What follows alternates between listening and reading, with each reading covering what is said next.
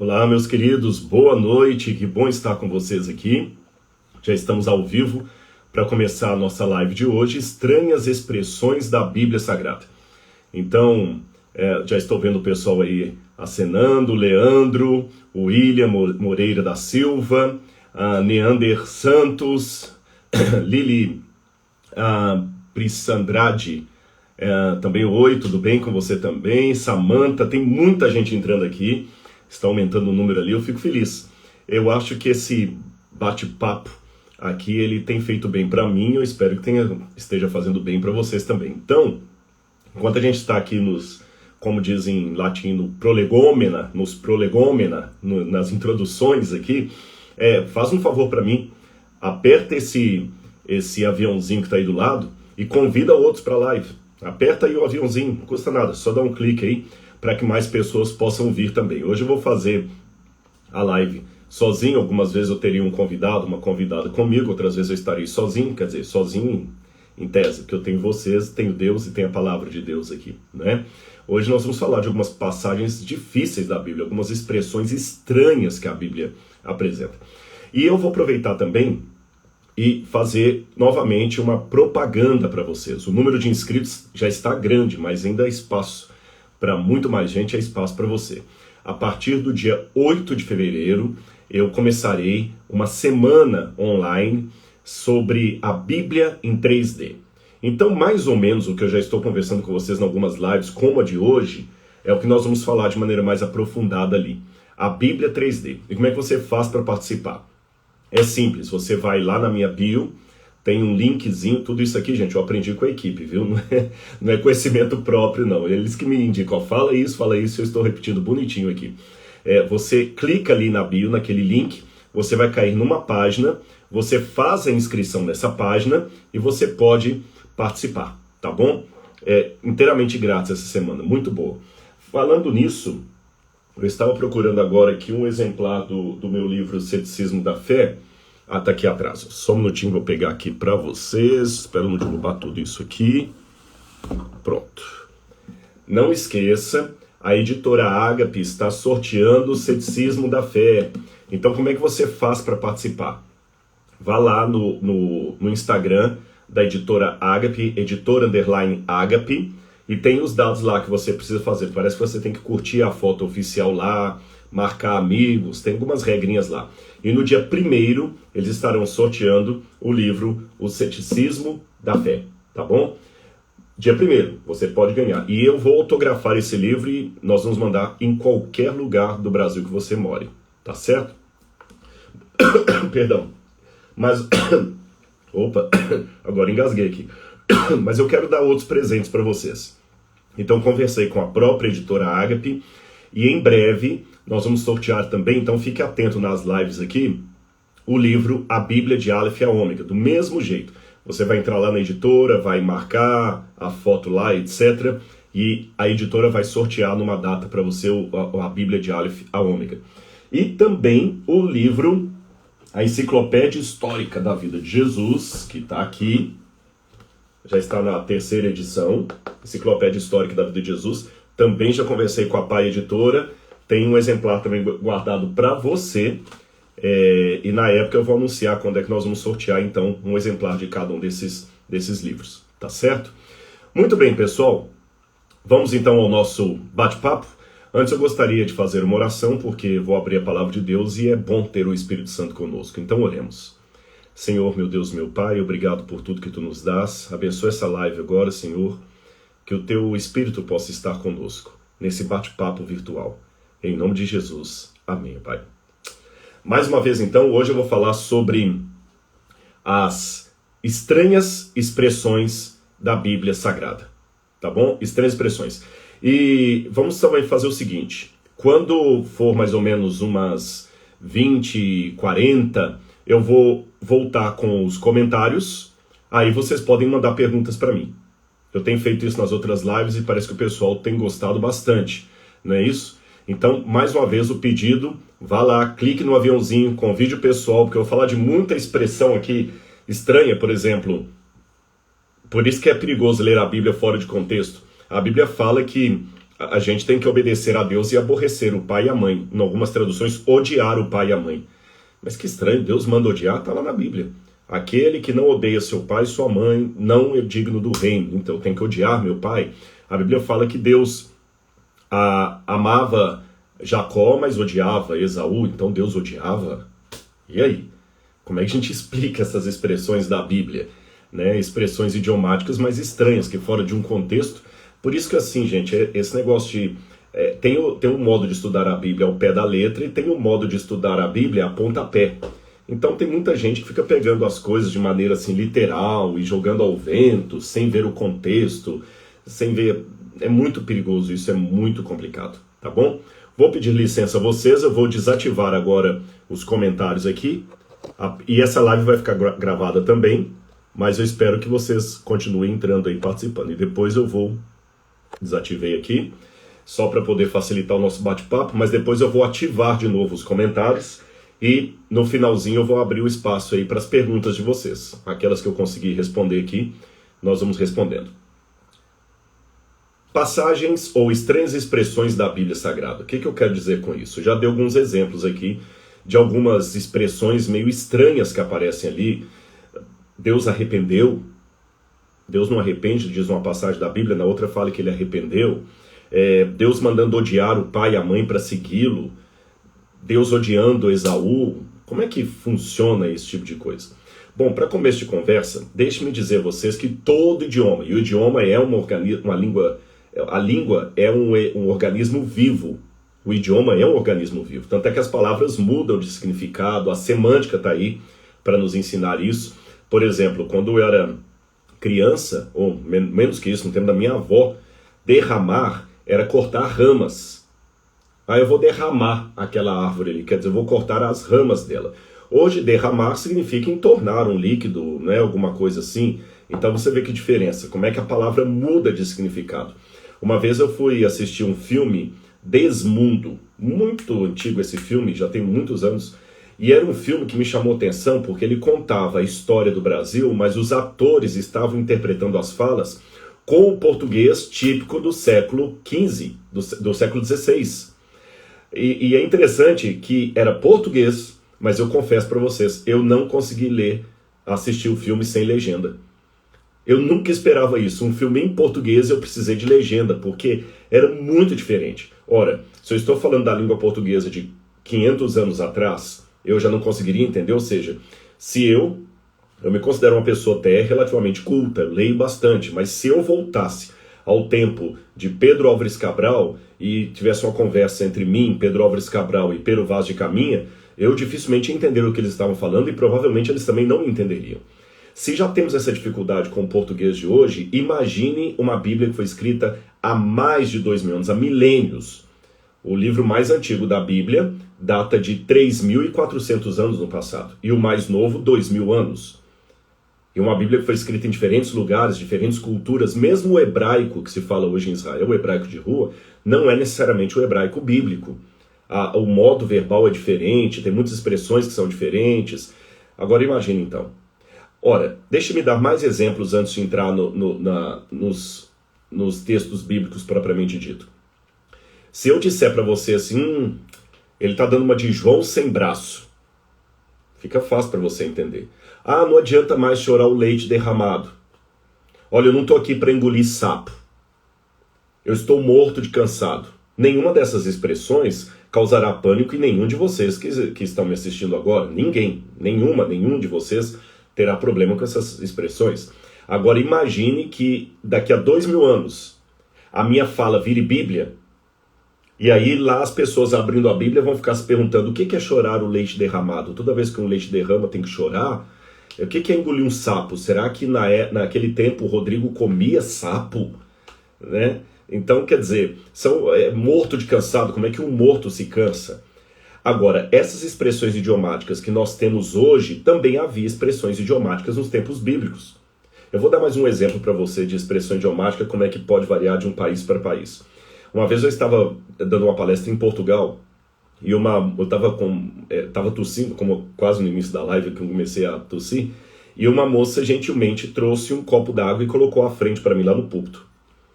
Eu agradeci e falei, olha, obrigado, viu? Nota 10 para você. E ela ficou triste, ela olhou com uma cara assim aborrecida, porque o europeu, ele não esconde sentimento, né? Ele fica bravo mesmo. Depois eu fui entender que em Portugal a nota máxima é 20, não é nota 10. Então, enquanto no Brasil eu falo nota 10 para você, em Portugal tem que falar nota 20. Se há essas diferenças do português de Portugal para o português brasileiro, imagine na Bíblia Sagrada. Eu não sei quantos dos que estão aqui comigo, nós estamos chegando a 1000 pessoas, eu não sei quantos dos que estão aqui que já tiveram a oportunidade de ir à Itália e ver as esculturas de Michelangelo e a escultura de Moisés, que fica na igreja San Pietro in Vincoli, ali em Roma. Lindo, lindo, San Pietro in Vincoli.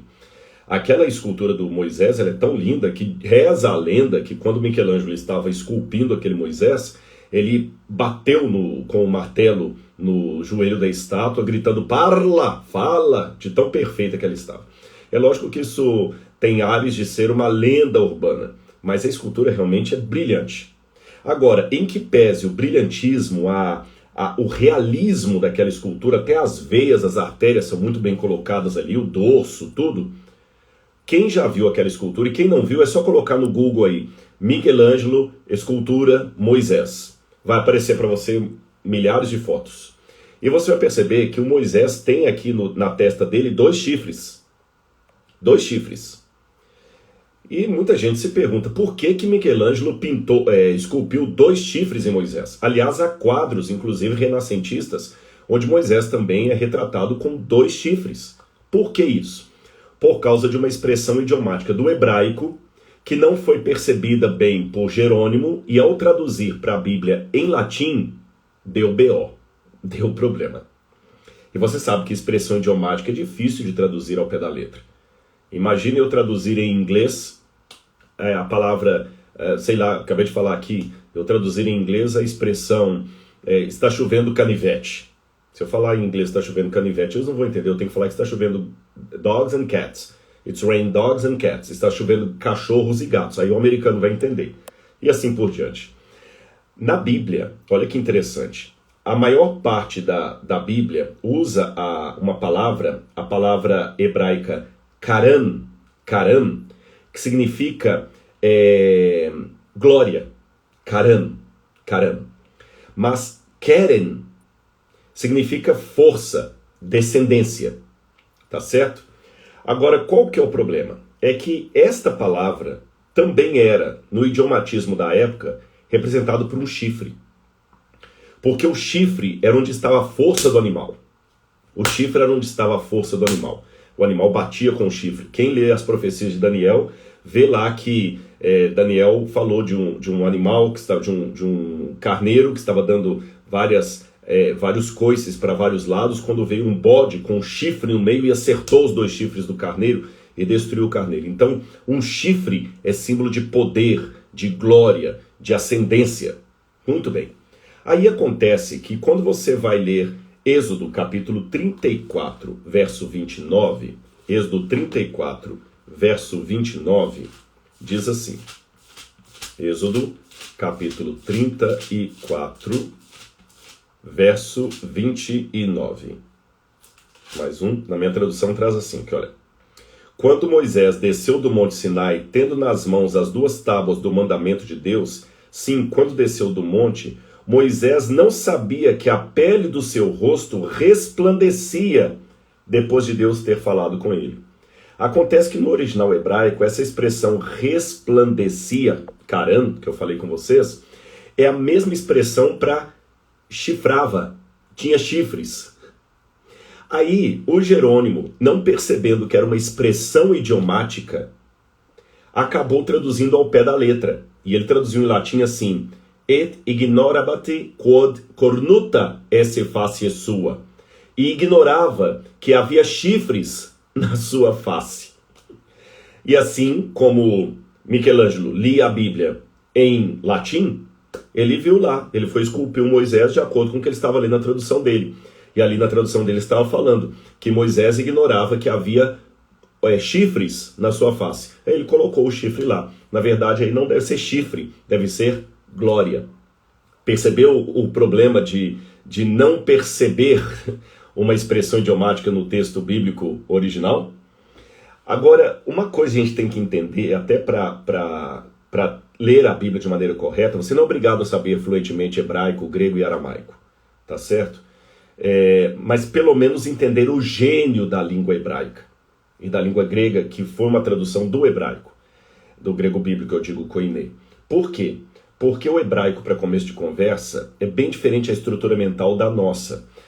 Nós temos na língua portuguesa, por exemplo, o abstrato. O que é o abstrato? Coisas que não têm forma, não têm tamanho. Por exemplo, como é que eu posso desenhar saudade? Se eu pegar uma folha de papel e falar o seguinte, 1 milhão de reais para você desenhar para mim a fé, descreva para mim a superstição. Descrever a superstição, você pode colocar uma figa, um trevo de 4 folhas, para quem acredita, mas isso são elementos da superstição. A superstição mesmo é impossível de ser desenhada ou descrita. Desenhe para mim a saudade. Você pode desenhar uma situação que represente a saudade, mas a saudade mesmo ninguém sabe como é. Na língua hebraica da Bíblia, no hebraico bíblico, não há o abstrato. Tudo é concreto. Tudo é concreto. Então, por exemplo, quando eles querem dizer que alguém era fiel a Deus, olha como é que eles falam. E andou Enoque com Deus.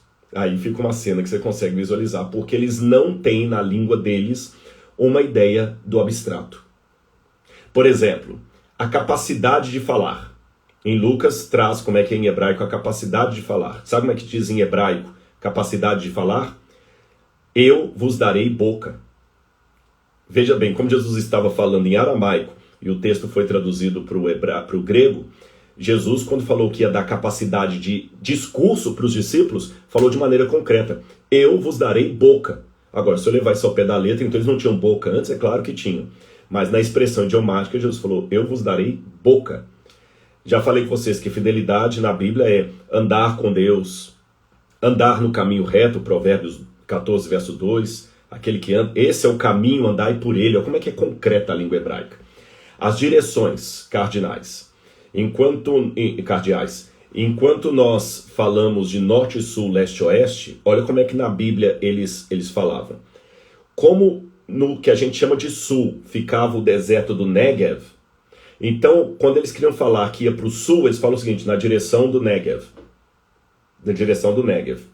Como o norte fica para o lado do monte Safon, eles falavam Safon, em hebraico, norte. Mas é o mesmo nome do monte. Quando eles queriam falar oeste, aí eles olhavam para o Mediterrâneo. Aí eles chamavam de Yam, que é mar, em hebraico.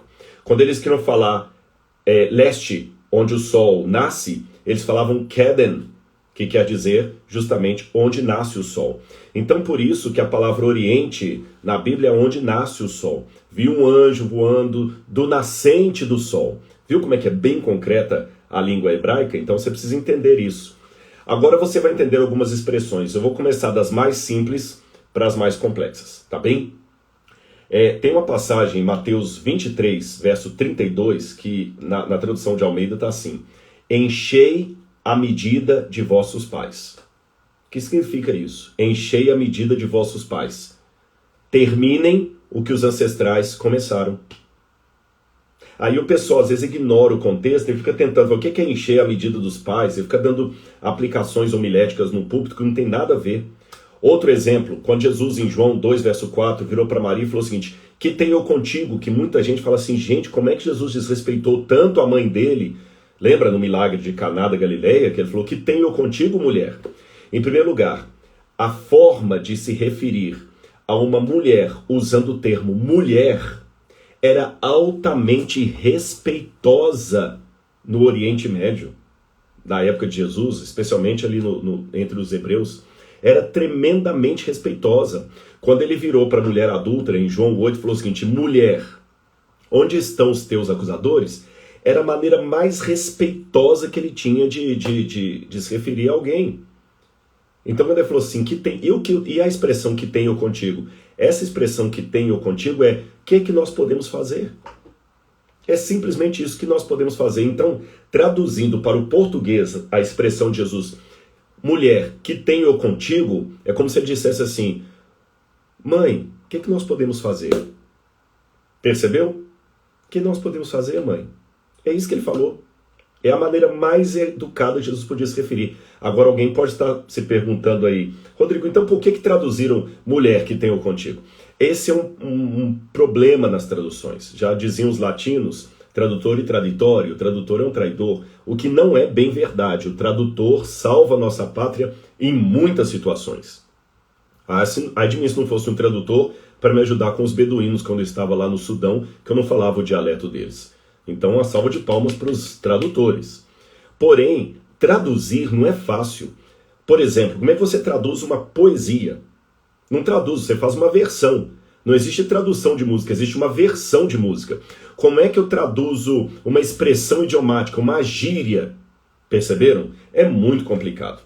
Quer ver outro exemplo que confunde muitas pessoas? É Romanos capítulo 17. Assim, antes de entrar em Romanos 17, eu ia esquecendo. Algumas Bíblias preferem fazer uma tradução literal, ao pé da letra. Outras preferem fazer uma tradução dinâmica, que pega aquele texto e coloca numa linguagem mais popular. Ambas têm suas dificuldades. Porque se você traduz ao pé da letra, como foi esse caso aqui, mulher que tenho contigo, pode gerar dúvidas no leitor na ponta da linha. Se você traduz interpretando, mãe, que podemos fazer, também pode gerar uma dúvida na ponta da linha, porque até que ponto o texto original foi mexido. Por isso que a minha sugestão, que eu sei que essa pergunta vai vir no final, é que você, se não sabe grego e hebraico, tenha a maior quantidade de Bíblias que você puder e compare sempre uma tradução com a outra, uma versão com a outra. Faça comparações, tá bem? E um bom comentário bíblico também ajuda. Então, voltando a Romanos capítulo 17, Paulo fala o seguinte, de fé em fé. Esse de fé em fé significa começando com a fé e terminando com a fé.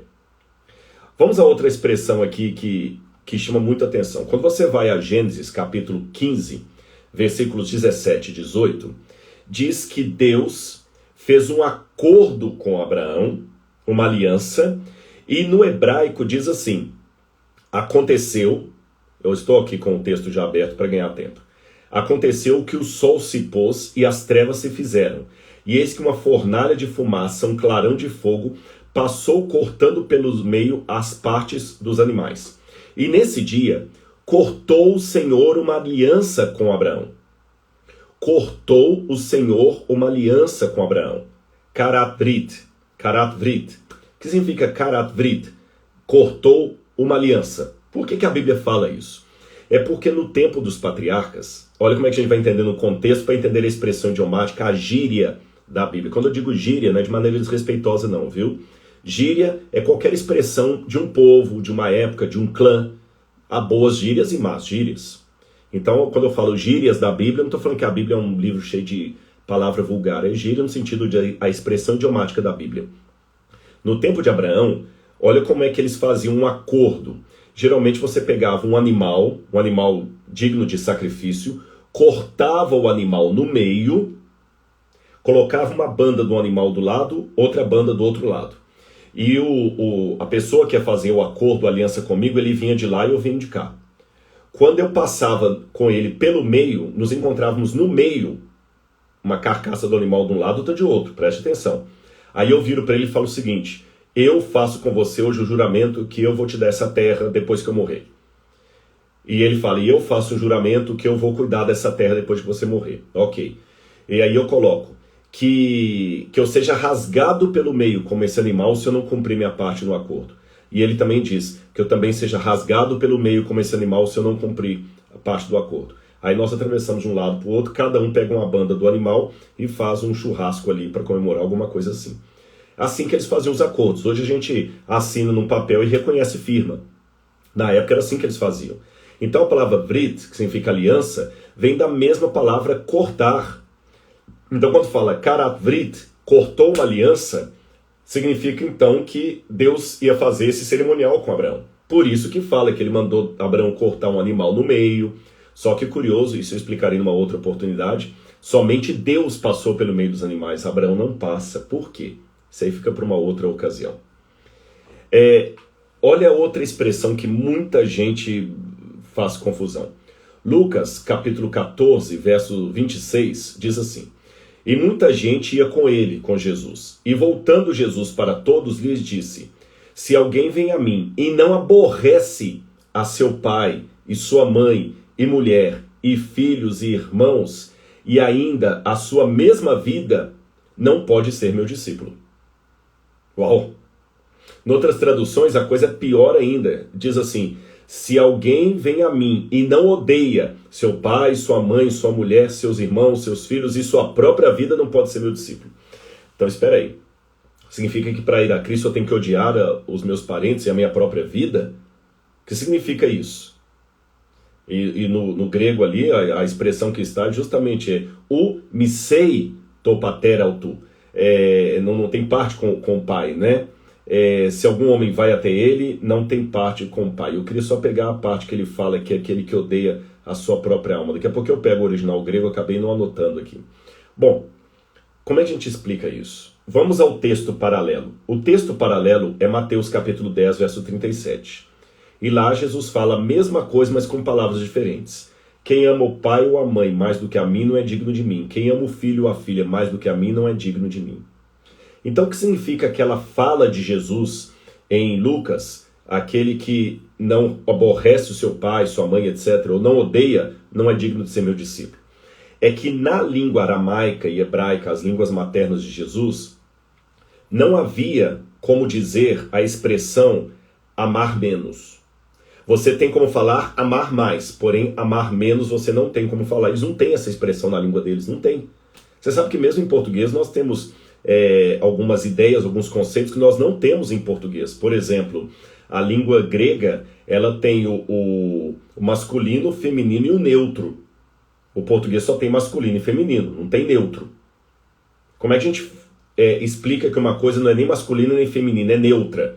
Olha que em português a gente dá gênero para tudo. A gente fala a chuva, feminino, mas a chuva é mulher, não é? O vento, masculino, então o vento é homem. Então, na verdade, vento, chuva não podem se classificar em masculino ou feminino, eles deveriam vir de uma outra ordem, o neutro. Mas nós não temos o neutro em português, nós não temos como expressar o neutro em português. Tá certo? Outro exemplo que eu posso dar para vocês. No grego é diferente a preposição do objeto e do estar em. A gente fala tudo a mesma coisa. Então, por exemplo, a gente fala assim, eu creio em Jesus, eu creio em Deus, eu creio no Espírito Santo, eu creio na igreja. Só que quando você vai no grego, é diferente a preposição. Eu creio para Jesus, Jesus é o objeto da minha fé, eu creio para Deus, Deus é o objeto da minha fé, eu creio para o Espírito é o objeto da minha fé. E eu creio em local igreja. Só que em português a gente não tem essa diferença. Então, quando você vê isso aí no credo, parece que a igreja é tão objeto da sua fé como a Trindade. Eu creio em Deus, creio em Jesus, creio no Espírito e creio na igreja. Não. Percebeu como é que mesmo o português não tem algumas formas de expressar alguns conceitos? E nisso aí eu vou dizer para você que no hebraico eles não tinham, e no aramaico, a ideia de amar menos. Você tem como dizer amar mais, mas amar menos você não tem. Então, como é que eu falo que eu gosto mais, em hebraico antigo, como é que eu falo que eu gosto mais de sorvete de chocolate do que sorvete de flocos? Eu diria assim, eu gosto de sorvete de chocolate e aborreço de flocos. Quer dizer que eu prefiro o de chocolate. Tá certo? Se eu for escolher entre os dois, o de chocolate ganha. Só que enquanto em português eu falo, eu gosto mais de chocolate do que do de flocos, em hebraico eu diria, eu gosto do sorvete de chocolate e aborreço o de flocos. Então o que Jesus está falando ali não é para eu odiar meu pai, minha mãe, meus filhos, minha esposa. O que Jesus está falando ali é que eu tenho que amá-lo acima de tudo, colocá-lo em primeiro lugar. Se houver competição, ele tem que ganhar. É isso que ele está dizendo. Por isso também que na Bíblia é dito lá que Deus amou Jacó e aborreceu-se de Esaú. Eu falei Saul aquela hora, eu acho, no início, né? Se eu falei, estou corrigindo aqui. Ele amou Jacó e aborreceu-se de Esaú. Essa é a expressão. Significa que ele preferiu a prática de Jacó do que a de Esaú. Vamos a outra questão que eu poderia colocar para vocês aqui também. Quer ver que interessante isso aqui também? Vamos ver aqui, só um minutinho. Olha que interessante, Jesus fala assim, ai de vós fariseus, porque vocês coam o mosquito e engolem o camelo. Por que Jesus usou essa expressão idiomática tão exagerada? É mais fácil passar um camelo no fundo de uma agulha do que um rico entrar no reino do céu. Né? Se o teu olho te faz pecar, arranca o teu olho, porque é melhor entrar no céu cego de um olho do que com os dois ir para o inferno. Se a tua mão te faz pecar, arranca a tua mão e lança fora. Por que Jesus usa essas expressões assim tão exageradas? A hipérbole, o exagero, fazia parte da força didática do ensino na época de Jesus. Nós também usamos muita hipérbole, muito exagero.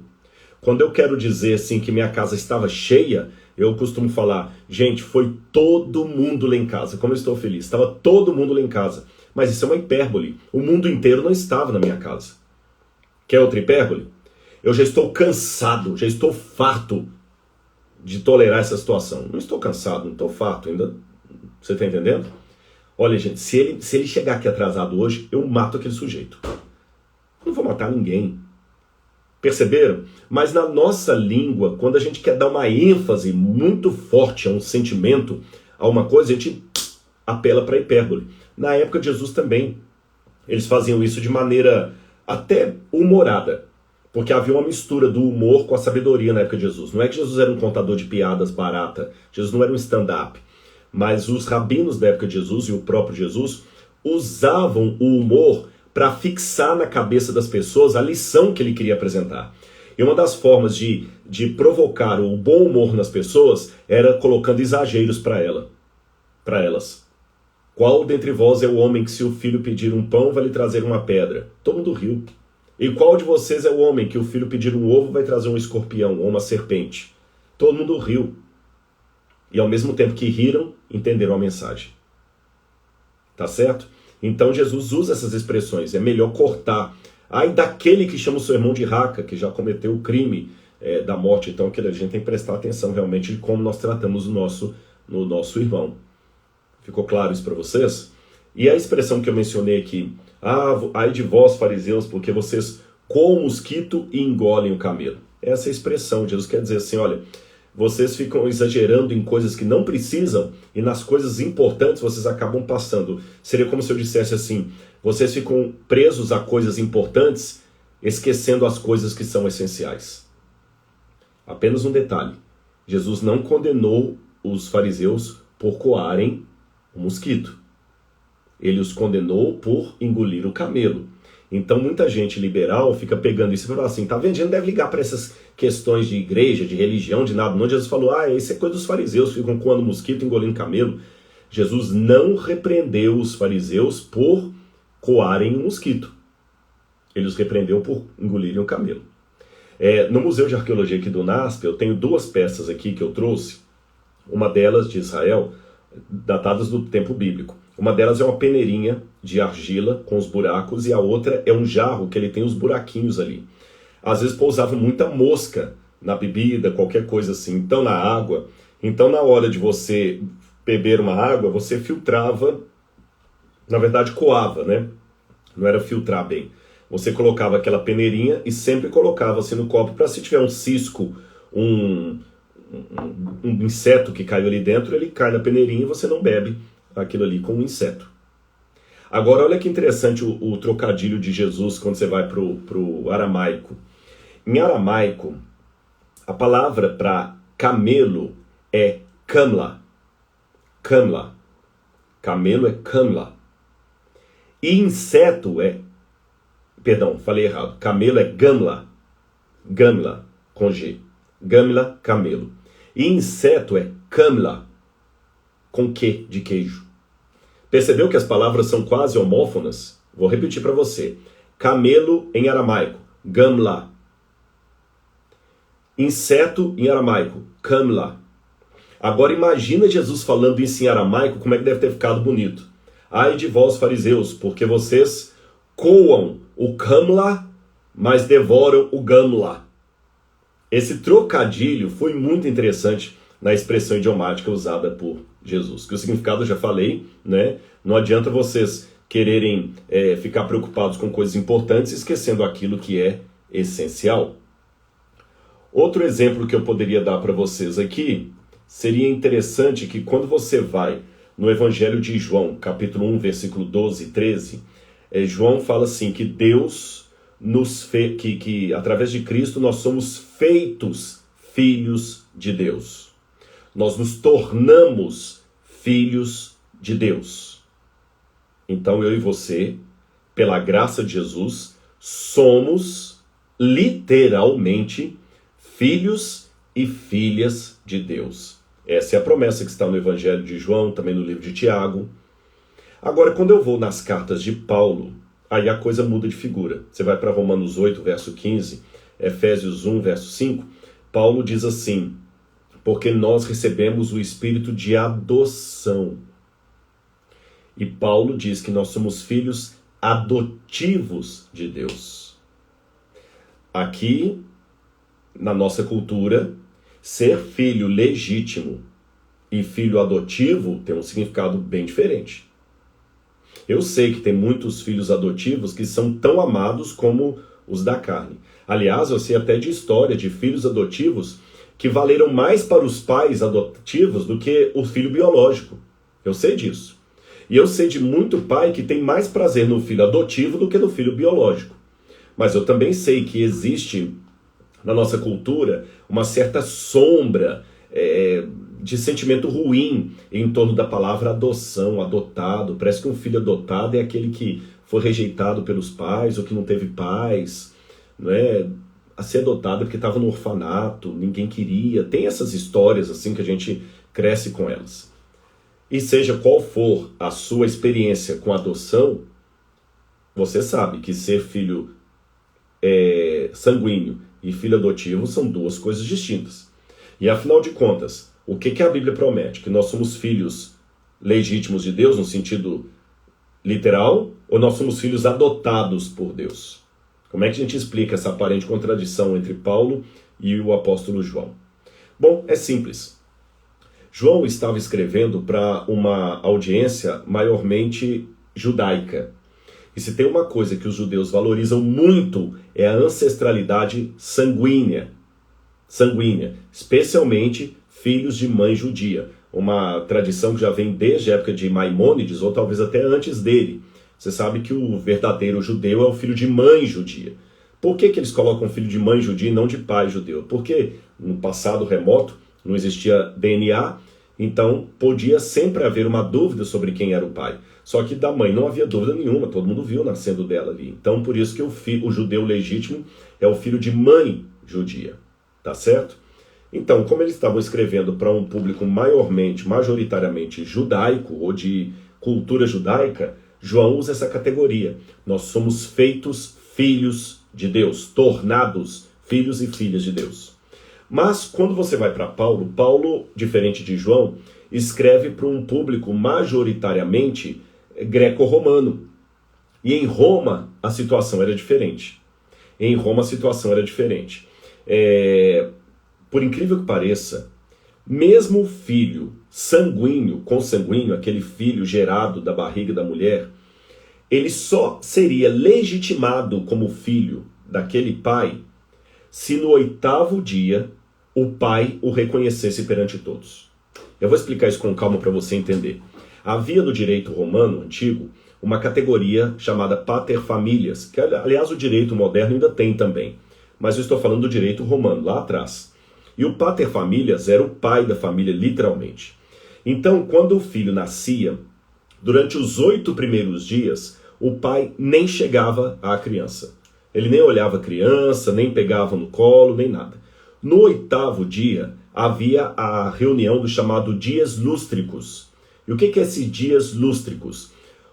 O pai, com testemunhas em volta, alguém chegava e colocava a criança no chão. O pai se aproximava, olhava para a criança, e se ele se abaixasse, pegasse a criança e colocasse no peitinho da criança um documento, um pedaço de pergaminho ou papiro com a certidão de nascimento e uma pedrinha branca com o nome da criança, se ele fizesse isso, aquela criança era filha dele e recebia o sobrenome dele. Ele falaria, por exemplo, você se chamará Lúcius Severus, meu filho. Aí sim, todo mundo reconhecia aquela criança como filho daquele homem. Mas, se ele não fizesse esse gesto de se abaixar e pegar o bebê, aquela criança teria sido rejeitada. Qualquer um podia pegá-la, fazer o que quiser com ela, vender como escravo, porque aquela criança não foi aceita pelo seu pai. Ou, falando em linguagem greco-romana, o filho não foi adotado pelo pai. Ou seja, o que tornava você filho de alguém não era ter nascido das entranhas dele, mas ser adotado por ele.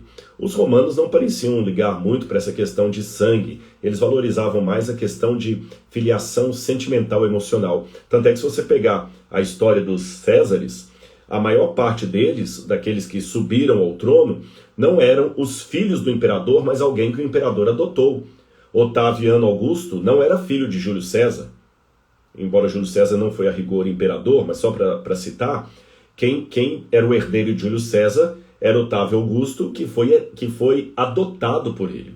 Da mesma forma, Nero também foi adotado por... Cláudio também adotou Nero. Nero não foi o filho legítimo de Cláudio que assumiu o poder. Foi Nero que foi adotado por ele. E assim foi com Calígula e com vários outros. Naquele filme O Gladiador, não sei quando se lembra, é lógico que é um romance, não foi bem assim a história, mas lá mostra Marco Aurélio e por que o filho de Marco Aurélio, quando ele assume o poder, ele quer matar o general de todo jeito e matar o pai dele antes, porque ele temia que o pai dele colocasse o general como o novo imperador, como seu filho adotado. Então, como Paulo estava escrevendo para um povo que pensava assim, Paulo não tinha outra categoria mais clara para apresentar, senão a de que nós fomos adotados por Deus. Ou seja, Deus não apenas nos criou, Ele nos criou e nos adotou, nos legitimou como seus filhos. Dentro do universo romano, isso só acontece a partir da adoção. Dentro do sistema judaico, a partir do consanguíneo. Por isso que Paulo usa uma categoria de expressão diferente de João. Não fica bem mais fácil entender a Bíblia assim? Eu espero que você esteja balançando a sua cabeça. Eu teria muitos outros exemplos para dar aqui, mas eu prometi que eu iria abrir aqui para conversar um pouquinho com vocês e ter algumas perguntas de vocês.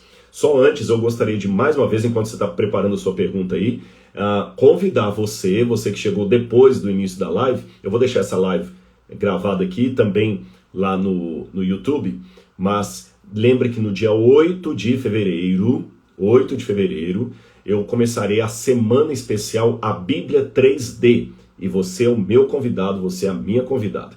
Como é que você faz para participar? Porque a semana, a Bíblia 3D, é bom deixar claro, ela precisará de uma inscrição. Aí quanto que é a inscrição? Nada, 0,800. Você só vai clicar na minha bio, aí você tem um link, clique nesse link, preencha o cadastro, faça a sua inscrição, aí é só guardar. Dia 8, o início da semana, dia 8 a 14, a semana A Bíblia em 3D. Tá certo? Então marque essa data aí e participe você também. Vou abrir agora os comentários aqui para ver as perguntas que vocês estão mandando. Já tem várias outras aqui, né? Várias perguntas aqui. Até que, enfim, te ver ao vivo pelo horário da Inglaterra. É difícil ver suas lives, seus vídeos. Rejane, muito obrigado, Rejane, viu? Que Deus abençoe você aí na Inglaterra. Deve estar um frio danado lá, muito frio. Fico feliz, presença internacional. Vamos ver aqui. Gente, pediram também, vão acionando esses coraçõezinhos aí, vão apertando o coraçãozinho aqui, porque disseram, não sei por que isso ajuda, então façam, por favor. Vamos lá, gente, pode mandar a sua perguntinha aqui, que eu vou começar a responder aqui para vocês. Obrigado por deixar a Bíblia mais fácil, Fabiana Costa. Eu que agradeço, Fabiana, o carinho de vocês e a participação aqui, viu? Manda um abraço para os irmãos de Rondônia e a Ariquemes, Jussiara, mas claro, Jussiara Santos, o meu abraço, meu carinho para os irmãos de Rondônia. Diferente da Inglaterra, deve estar um frio danado lá, deve estar um calor danado lá. Já estive em Ji-Paraná, já estive em Porto Velho, fui muito bem recebido aí, viu? Já estou inscrito, Wesley Garcia, parabéns, Wesley. Rodrigo, até que dia dá para se inscrever? Faz agora mesmo, não espere muito não. The Chosen Fan Brasil, olha, um pessoal que gosta do seriado The Chosen. Eu não consegui assistir tudo ainda, por falta de tempo, assisti alguns episódios. Mas já se inscreva agora. Boa noite. A expressão dai a César o que é de César. Muito boa pergunta. Pena que eu tenho uma moeda ali dentro do meu baú, mas está cheio de livro em cima dele. Se eu abrir aqui agora, vai dar BO. Mas talvez eu não sei se no livro aqui é fácil achar. Quem fez essa pergunta, dai a César o que é de César. Eu tenho aqui uma foto de uma das moedas. Eu queria mostrar uma moeda original. Se eu soubesse que essa pergunta viria, eu teria já deixado separado ali. Vamos ver se eu acho fácil aqui. Se eu não achar, eu fico devendo a imagem para vocês. Mas as moedas da época de Jesus, elas geralmente traziam a imagem do imperador. De um lado, e do outro lado, geralmente alguma frase associada a Roma, alguma coisa desse sentido assim. Então, quando perguntaram a Jesus se deveriam pagar tributo a César, o imposto, eles estavam colocando Jesus numa armadilha. Porque se Jesus dissesse pague imposto a César, ele ia atiçar a revolta do povo. Porque o povo odiava pagar imposto para os governantes. Se ele falasse não pague imposto para César, eles iam entregá-lo para os romanos. Jesus está sendo um subversivo. Então ele pegou uma moeda e falou assim, de quem que é esse rosto aqui na moeda? E eles sabiam que os judeus odiavam ver na moeda o rosto do imperador. Eles consideravam aquilo pagão. Tão pagão que a moeda com o rosto do imperador não podia nem ser usada no templo. Quando você ia ao templo, você tinha que trocar a moeda com o rosto do imperador pelo ciclo do templo, que também tinha o rosto de um rei, Melcar, lá, mas isso é outra história. Eles tinham que trocar pelo ciclo do templo, que era uma moeda de prata. Então Jesus, sabendo que eles estavam planejando uma armadilha e fazendo um trocadilho com eles, falou, eu sei que vocês odeiam essa moeda. De quem que é o rosto que está aqui? É de César, então devolve para ele o que é dele. E respondeu muito bem. Jesus era irônico também quando precisava ser. Aliás, essa é uma característica da ironia. Pessoas de inteligência limitada ou com falta de sabedoria não percebem a ironia. Quando as pessoas perguntam qual religião você é, o que o cristão deve responder? Bom, isso é uma pergunta, quem perguntou aqui foi Maianedos. Eu não sei se é Maianedos Santos. Ora, hoje a palavra religião ela está caindo bastante em descaso, muita gente acha que a gente não precisa de religião, etc, etc. Eu diria o seguinte, eu sou um seguidor de Jesus e sou membro da Igreja Adventista do Sétimo Dia. Pronto. Eu diria então, se eu não fosse adventista, eu sou um seguidor de Jesus e sou membro da Igreja Batista. Ou eu sou um seguidor de Jesus, mas eu não estou filiado a nenhuma religião atualmente, nenhuma igreja atualmente. Talvez eu diria assim. Porque a gente também não pode ter vergonha da denominação a qual você frequenta, né? A qual você é membro. É assim que eu acho que deveria responder, né? Vamos ver mais aqui. Eu em Portugal, muito sono, mas atenta. Obrigado, Maria Luísa. Olha, eu tô gostando de ver, viu? O pessoal tá aqui. Quando Pedro negou Jesus, essa pergunta aqui é do Ricardo M. Santos. Quando Pedro negou Jesus, foi um galo que realmente cantou? Ricardo, boa pergunta você fez. Eu tenho cá minhas dificuldades com isso. Por quê? Em primeiro lugar, embora galináceos, galo e galinha, não fossem animais proibidos na lei kasher, na lei judaica de Levítico 11, fossem animais próprios para o consumo, tudo indica que em Jerusalém, na Judéia, não havia muito o consumo de carne de galinha e galo.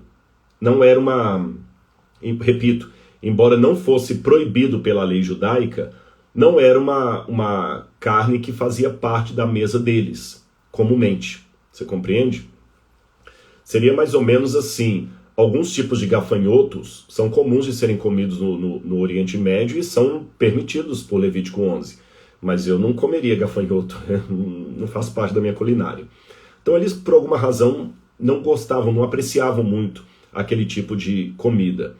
E assim sendo, as leis da Mishnah, que embora vão ser sistematizadas depois de Jesus, mas provavelmente já remetem a práticas da época do Segundo Templo, da época de Cristo, as leis da Mishnah diziam que você não podia ter na casa do sacerdote galináceos ou galinhas, coisas desse jeito, que elas provocavam sujeira e aquilo ali podia contaminar. Então eles evitavam ter isso. Com esses elementos em mente, é difícil imaginar que na casa do sumo sacerdote, onde Pedro nega Jesus, Anás, né, Caifás estavam ali, que houvesse galos e galinhas ali. É estranho, pelo que diz na Mishnah. Além disso, um galo cantar e a cidade toda ouvir é meio complicado também. Uma explicação que eu tenho, ainda que hipotética, seria o seguinte: existia um tipo de trombeta que os romanos tocavam nas vigílias da noite, chamada galicium, que em latim vem da mesma raiz da palavra galo. Então existe a possibilidade que os romanos, tocando aquela trombeta à noite para poder marcar as vigílias da noite, a pessoa sabia. Era uma maneira de tranquilizar a população. Você pode estar falando assim, para mim é me acordar com raiva. Mas para eles, imaginem, é como se alguém fala assim: fica tranquilo que o exército está aqui para te defender e tá tudo bem. Tá tudo bem.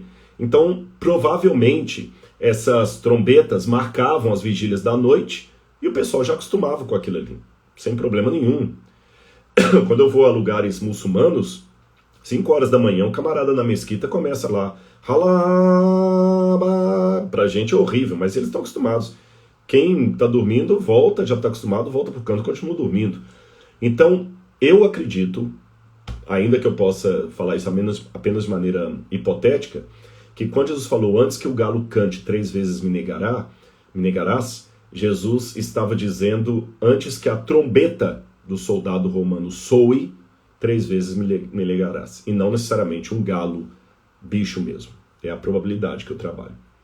Muito bem, vamos ver outra pergunta aqui. Vamos ver o que mais aqui. Benção seus comentários. Obrigado, Luciana. Professor, Luciana Gomes. Professor, o que Jesus queria dizer com filho do homem? Eu teria que ter mais tempo, Luciana, para expressar isso, mas só para poder dar uma pincelada para você, normalmente em hebraico antigo, eles tinham poucos, em hebraico e aramaico, eles tinham poucos adjetivos. Então uma forma que eles tinham de construir um adjetivo era colocando o filho de. Por exemplo, vós sois do diabo, que é vosso pai, Jesus falou para alguns judeus. Vós sois do diabo, que é vosso pai. Ele estava em aramaico dizendo, vocês são diabólicos. João fala, outra vez ele falou o seguinte: os filhos da luz, os filhos das trevas são mais prudentes que os filhos da luz. Filhos das trevas, aqueles escurecidos. E filhos da luz, iluminados. Então, filhos das trevas, escurecidos não tem nada a ver com pele, não, viu, gente? Nada de racismo aqui, por favor. Escurecidos quer dizer pessoa obscurantista, de mente escurecida. E filhos da luz são iluminados. Só que ao invés de falar iluminados, chama de filhos da luz. O próprio apelido que ele deu lá em João e Tiago, filhos do trovão, quer dizer, pessoas muito enraivecidas, né, irascíveis demais, chamou de filhos do trovão. Então, quando algumas vezes ele é chamado de filho do homem, é porque ele era de fato humano. E quando ele se refere filho de Deus, é porque ele era de fato divino. Essa é uma maneira simplificada e sintética de falar disso. Quando eu vou ao Rio Grande do Sul, alguém perguntou também aqui de Recife, a minha agenda esse ano já está toda tomada e não tem, pelo menos eu acho que não tem nada marcado para isso aí. E eu estou com alguns espaços em abertos que tem as viagens para o Oriente Médio, que estão todas acumuladas do ano passado. Só estamos esperando sair a vacina aí e a liberação para poder voltar para lá. Mande um abraço para a Feira de Santana, Bahia, na Iaila. Mas um abraço, Feira de Santana. Eu passava direto aí quando eu estudei lá no IAN.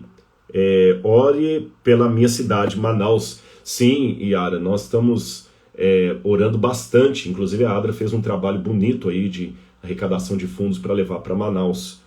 E não só orar por Manaus, mas por todos aqueles em Manaus e outras partes do mundo que estão nesse momento sepultando um ente querido. Isso é muito triste, né?